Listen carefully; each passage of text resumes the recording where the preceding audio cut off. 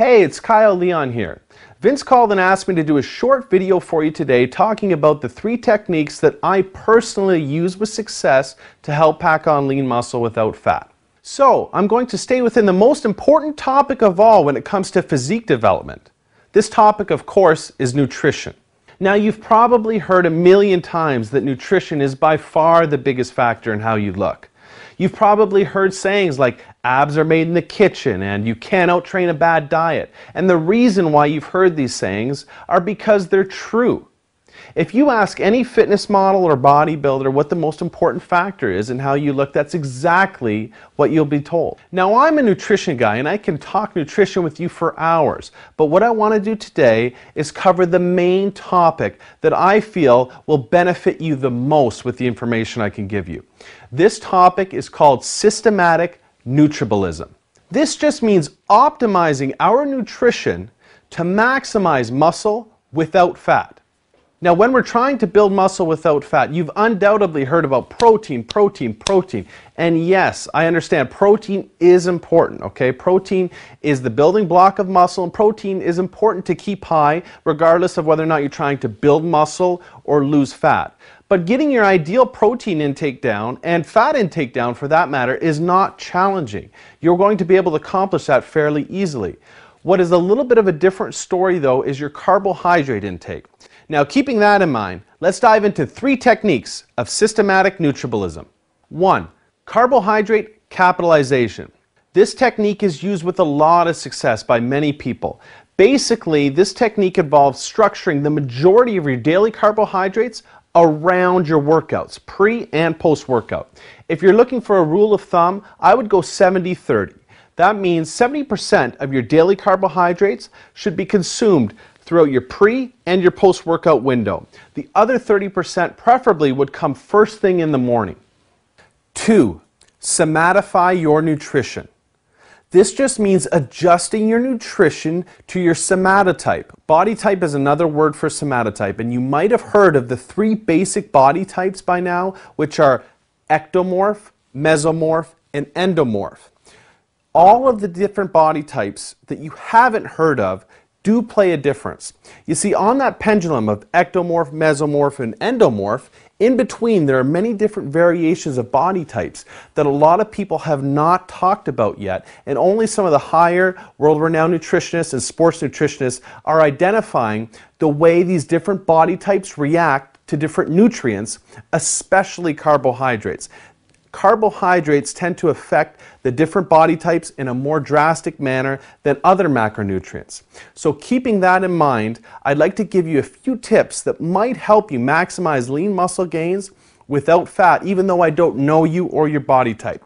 If you're on the ectomorphic side, meaning that you have a very difficult time putting on weight, putting on muscle, and you're naturally very skinny, small bones, small wrists, you're going to benefit from really manipulating your higher glycemic carbohydrates, especially around your workout windows. You can afford to go higher glycemic carbohydrates and higher content of your carbohydrates throughout your day. That's the one macronutrient that I would look to manipulate if you're not moving towards your physique development goals. So if week after week goes by and you're not gaining like you should, that's the one macronutrient I'd go into my diet plan and I would ramp that up as aggressively as I can until I start noticing that I'm putting on fat. That being said, if you're conversely on the endomorphic side and you put on fat easily, you're in a different boat. You're very sensitive to carbohydrate intake. You need to be very careful about your utilization of carbohydrates, and you should specifically stick to complex carbohydrates surrounding your workout. But other than that, you don't really want to dive into any high glycemic carbohydrates and really lay off the carbohydrates at other times of the day. Now, that being said, I think we're in a good place for you to understand that there's different body types out there that respond differently to certain nutrition plans, and finding the right nutrition plan for your body type is probably something that you should invest some time towards by measuring your results of your current nutrition plan if you're not moving towards your physique development goals quickly. 3. Adjust your nutrition to your weight training regimen. This is one mistake that's easily avoided that I see a lot of guys making that's actually hurting themselves more than they understand. You see, you could have the very best generic meal plan from a book, magazine, or online report that says I'm supposed to have this meal 1, this meal 2, this meal 3. As you know, it's not customized for you, for your body type, but it's also not customized for your weight training regimen. You need to understand and adapt and adjust your nutrition to your weight training regimen. A lot of guys will work out at night, but then not have their post-workout carb meal and not have their post-workout protein intake like they should because they feel it's late at night and they don't want to put on fat. That's not how it works. You need to go ahead and have a proper pre- and post-workout nutrition meal set up for you no matter what time you're working out. That's the main message I wanted to discuss with you about adjusting your nutrition to your training regimen. I think those 3 tips will help you. I know they helped me. I hope they help you the same way they helped me.